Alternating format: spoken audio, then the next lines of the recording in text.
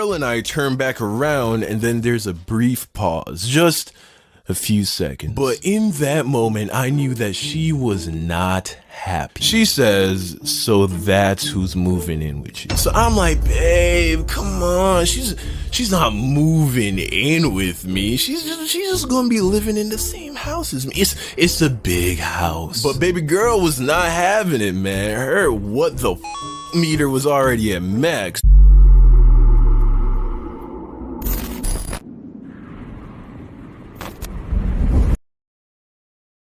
So this story takes place about 3 years ago, not too far in the past. Now, if you watch my last animation, you know for a period of time I was living with one of my homies named Quinn, where I was staying in his sister's room while she was away for college. This is before YouTube, back when I was still in school. So one day I was chilling out in the koozie with my girlfriend. And then in the distance, I could hear a lot of commotion going on in the house. A little time passes, and then my homie Quinn walks out to the koozie to holla at me. So I'm like, yo, what's going on inside? And then Quinn was like, "Oh, didn't you know? Bianca's moving in today." So I'm like, oh, that's right, Bianca. You see, a couple months back, Quinn's mom had told us that one of her friend's daughters was going to be staying with us for a few months. She was joining the military and needed a place to stay while she was waiting to go to boot camp. Now, when she told us, I didn't even think about it, right? I didn't ask questions. I was just like, alright, like, I didn't care. So fast forward back to that day, I had completely forgotten that she was even moving in. Anyway, Quinn goes back inside and I turn around to continue hanging out with my girlfriend. Some more time passes and then I hear Quinn's mom in the background say, "Hey Don, say hi to Bianca." So my girl and I turn around and there she was. Now, I don't know why, but this whole time I thought Bianca was gonna be like this 27-year-old unattractive woman, right? That was just what I had in the back of my head. And I think that's also why I wasn't curious at all about who she was or what she looked like. Well, that was not the case. I turn around and before me and my girlfriend stood this 20-year-old baddie, okay? How dare she? She starts to walk over and listen, I love my girl, okay? To this day, never loved a girl more in my life. But at the end of the day, I'm just an. So as she's walking over, I do the full sweep, okay? The full sweep from top to bottom, analyzing how attractive this girl is. And look, it wasn't on purpose, okay? This is software that is built into every straight man's brain. Like, it only turns off for family members and children. It takes like 0.6 seconds. It was completely out of my hands. This girl had long, beautiful hair, blue eyes, smooth skin, a gorgeous face, and oh, she was thick, boy, thick as f. She comes over and introduces herself, everyone shakes hands, and then she goes back inside. My girl and I turn back around, and then there's a brief pause, just a few seconds. But in that moment, I knew that she was not happy. She says, "So that's who's moving in with you." So I'm like, babe, come on. She's not moving in with me. She's just gonna be living in the same house as me. It's a big house. But baby girl was not having it, man. Her what the meter was already at max, so she was not amused at all. But me being a good boyfriend, I was like, babe, it's not like we're gonna be roommates or anything. Look, I'm going to school full time, I work full time, and whenever I'm not doing either of those things, I'm with you. So don't worry about it. I won't even have time to talk to her, much less do anything that's gonna make you mad. And listen, I didn't even think she was all that cute, you know what I'm saying? Plus, kinda on the chunky side, if you know what I'm saying. So don't worry about it. You see that right there? That's called lying. That's what a good man does. When your girlfriend feels threatened by some other female that's now in your life, you should do anything to make sure that she feels secure in herself and her beauty as a woman, and make sure she knows that nothing could ever threaten the bond that you have with her.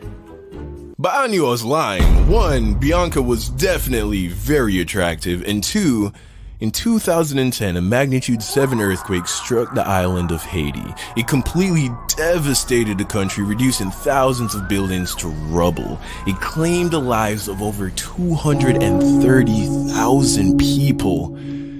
And it only took 35 seconds. My point being, it doesn't take that much time to ruin everything. But I managed to put my girl at ease and we continue with our day. Now, I meant every single word that I told her about her not having anything to worry about, because I'm a good guy, and at the time I suffered from a chronic case of nice guy syndrome. I was determined not to pay this Bianca girl any attention. So I did just that. We were very short with each other in passing, and on top of that, she was also going to school and work full time. Sometimes days would go by and I wouldn't see her. She was like a ghost, which was perfect. Fast forward a month later and my girl and I are having problems. By then we had been together for a few years and we had racked up our fair share of fights. This was also around the time that I took my first swing at YouTube. I was making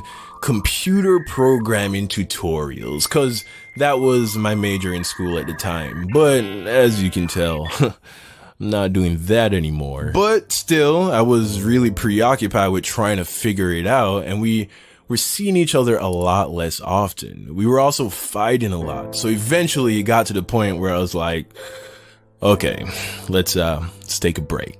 So we broke up. Some time passes, maybe like a month or so, and then Quinn's mom puts everyone in the house in a group chat to figure out dinner. So I'm responding, and then it occurred to me, oh that's Bianca's number. Because even by then, I still didn't even have her number because I didn't see the point, because again, I'm a good guy. So Quinn says something like, hey, let's go eat tacos. But then Bianca was like, oh, I'm going out with friends tonight.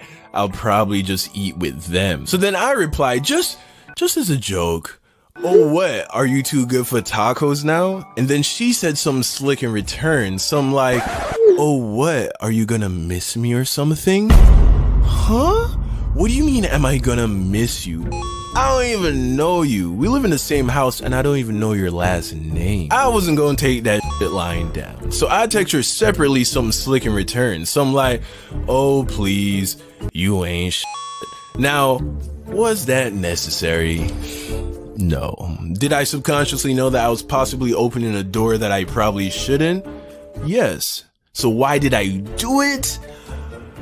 Because I'm an idiot. So thus begins our back and forth via text. Fast forward to later that day, guess who's home for tacos? So we all eat, and then after I say to both Quinn and Bianca, hey, let's watch something on Netflix. We end up picking the House of Cards, which, all Kevin Spacey allegations aside, great series. Turns out though, Quinn had already watched it. So after a few nights of watching the House of Cards with us, he stopped coming through. And now, it was just me and Bianca on the couch by ourselves watching Netflix. And at first, it was pretty chill. We were just watching the show, but then one night we were watching the House of Cards and it was unusually chilly. So we decided to share a blanket that was just sitting on the couch. So we're under the blanket, but there was still definitely space between us, like a good 2 feet of couch, completely uncharted territory. So there we are watching Netflix, and then she slowly starts to take over the blanket, not even trying to get me to come close to her or anything, just being a woman. Yeah, I said it. Don't act like you don't know what I'm talking about. Women are blanket hoarders. I don't know what it is or why y'all are like this, but every girl that I have ever shared a bed with at some point always tries to claim territory over the entirety of the bed. Like it starts off 50-50, which at that point, I'm already going above and beyond if you ask me. Why? Because I'm bigger by like a lot. I'm 215 pounds, 6'5". So logically, I should already have rights to at least 65% of the bed and blankets. But even though I'm damn near 100 pounds heavier and a foot taller, technically we're the same amount of people. So she gets half. Fine. But no, women never satisfied. By the end of the night, somehow she has claimed 80% of the bed and 90% of the blanket, leaving me just barely hanging on to the edge of the bed, half covered by the blanket, which I don't know if there is a sensation more maddening than being halfway covered by a blanket, right? Either no blanket or all the blanket. That halfway shit, nah, that. So I started to take back some of the blanket, cause I'm like, what the I'm Jamaican, you're white, your people come from the cold, I need this more than you. But of course, her inner woman won't allow her to release ownership of any of the blanket that she's already claimed as her property. So of course, my only other option was to get closer. Eventually, we were real close. Like, her thick thigh was firmly pressed against my thigh, and as a black guy, that's my ultimate weakness. Thick thighs, it's like kryptonite. Even the strongest men cannot resist for long. So it didn't take much time after that for me to turn to her and be like, what's up? And then she was like, what's up? And then at that point, I realized I'm not a good guy. We get closer and closer. We lean in, and then, before I tell you how this story ends, let me give y'all a lesson real quick on how babies are made. You know, just in case mommy and daddy never ran the birds and the bees by you when you were little. So when a guy and a girl like each other very much, they get together and get cooking in the kitchen. The girl brings a pot with all the important ingredients, and the guy, well, he brings the sauce. So the guy and the girl, right, they get all hot and bothered and they start cooking, right? And just before they finish cooking, the guy can put some sauce in Shawty's pot. And if he does, there's a good chance that in 9 months, a whole baby will pop out of the pot. Now, there are a few ways to make sure that the pot doesn't have a baby. One, the guy can try and aim the sauce bottle away from the pot, but that can be a little messy. And if just a little sauce manages to get in the pot, then the pot can still pop out a baby. Two, the guy can put a cap on the bottle, which, not as fun. But you do make sure that no sauce gets in the pot and thus no babies. That is, of course, unless the cap breaks. Which in that case, well, there's always a Tide Pod challenge. And three, the girl can put a little medicine in the pot, and that medicine prevents the pot from having any babies, even if sauce gets in the pot. And that's pretty much how that works. Now everyone here knows exactly how babies are made, which will unfortunately be very important for the rest of this video. So after that first night of Netflix and chilling, it didn't take us long to start cooking in the kitchen. And boy, could that girl cook. Eventually got to the point where we were cooking almost every night. Your boy was in the kitchen straight chefing. And I particularly enjoyed it because we both love making spicy food. So Bianca would put medicine in the pot so that I could add as much sauce as I wanted. Now the only catch was that we had to keep our nightly banquets a secret. At least that's what we decided, seeing that we weren't too sure how the rest of the family would feel about us having dinner together all the time. It would just make things weird, you know? So we kept it low key. So one day, Bianca and I were just chilling in the kitchen.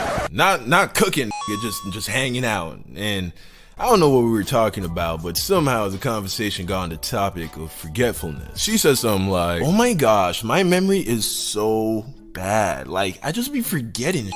And then I was like, yeah, my memory isn't the best either, but hey, as long as you never forget to put medicine in the pot, I have no problem with your trash memory, with your cute ass. And then she was like, shut up, you're so dumb, I can't stand you. But nah, like, I almost never forget to take them. I've been taking them forever. And then I was like, I'm just playing. Come on, you know I trust you.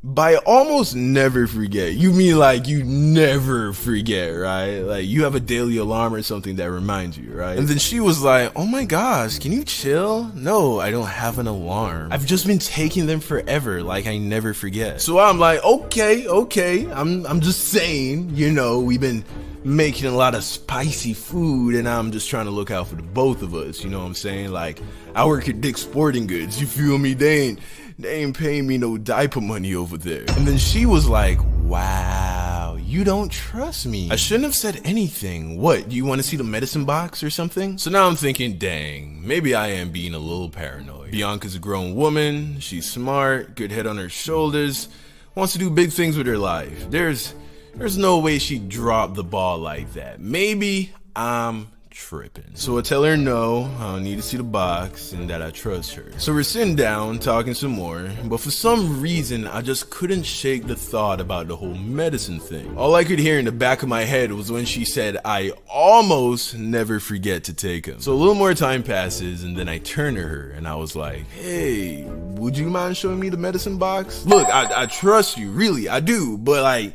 since you brought it up, I mean, technically it was like your idea. You know, if I saw it, I know I'd just be at peace. You feel me? It's not you, it's me. I'm just crazy like that. I overthink things, and then, you know, next thing you know, it's gonna affect my confidence in the kitchen, and, you know, I don't. Fine. She cuts me off and is like, fine, okay, geez, I'll show you the box if it will make you happy. So we head to her room, and I'm standing there, and she's like, looking for it? And I'm thinking, if I had something that I took every day, once a day, I'd keep it in the same place, you know, but whatever, I just stand there not saying anything. Finally, she finds it, and then she turns around. I hear her open the box, and then close it. So now my spidey senses are tingling. I could sense that something was not right. She turns around with the biggest puppy dog eyes and was like, okay, I'm gonna show you, but you have to promise that you won't get mad. What? Why do I have to promise that? She opens the container, takes out the pill pack, and shows me. And clear as day, there was a pill that was not taken when it was supposed to be. She's like, okay, I guess I forgot one day, but don't worry about it. I've been taking these forever. I know how my pot works. I assure you, you have nothing to worry about. I am fucked. How did this happen? How did I let this happen? Our lives are now ruined. They're done. They're done. There's no more. It's all done. We can kiss all our dreams goodbye. I'm gonna have to go to school part-time. I have to get another job. Are we gonna have to get married now? I don't want my kid to grow up without his dad living with him. Oh, what is my mom gonna think? Fuck, what is her mom gonna think? I'm black. I hope her parents are cool white people. That would be problematic if they weren't. Don. Well, at least she's pretty. Don. I guess I can live with this. Don. Huh? Oh, yeah, what's up? Are you listening to me? Huh? Yeah. So what are we gonna do about this? Do about what? I just told you, the pot is not going to have a baby. I promise. I tell her okay, and that I guess we just have to wait and see. Because once a month, the pot gives the girl a message whether or not a baby's on the way. And that message was due in about a week. So we wait. 1 week passes, 2 weeks pass, 3 whole weeks pass. No message. And by this point, I am thoroughly shitting myself. Now, Bianca tells me she's still not worried. However, I am just about ready to go and buy a baby test for the pot. But I had to hide my anxiety from her because apparently that stress on her can delay the pot from sending us the message. Now, as I said in my last animation, Bianca was only staying at our house for a few months, and it was about the time that she headed off to boot camp. And still no message. So she packs up her stuff, we all say goodbye, and she leaves. So some time passes, and one day Quinn and I are chilling at the pad, and I get the text. I look, and I see that it's from Bianca, and in my gut, I knew what this was going to be about. I pick up my phone, open the message, and there it was. The pot is having a baby. Psych! Nah, son, I guess Jesus heard my prayers. All 437 of them. Yeah, boy, I dodged that bullet. The pot gave her the message. It was not having a baby. I was so happy, man. I was so happy. I wasn't gonna have a kid. Yeah.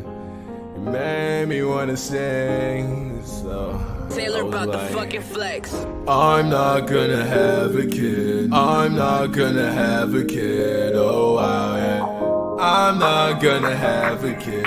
I'm not gonna have a kid. I'm not about to have a baby, yeah. Last night it was more like maybe, yeah. I was on my knees, yeah. I was like, God please, yeah. I wasn't ready for it, I couldn't handle it. I don't want a kid, I was like, oh shit. I was like, oh my God, what am I gonna do with you? But then she hit me up, just to let me know I didn't hit it up. So I don't have to run away now. Guess I know the moral of the day now. If you're gonna go full throttle, boy, you better put a cap on your bottle. Even if that girl looking like a model. You don't wanna buy baby bottles, yeah.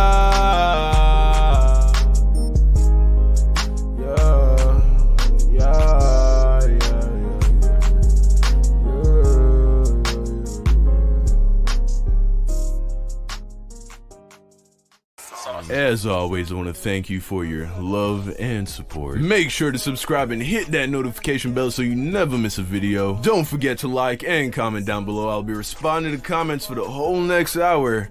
I love you, and I'll see you again soon. I got sauce like a tartar, water boy, I'm a starter. I just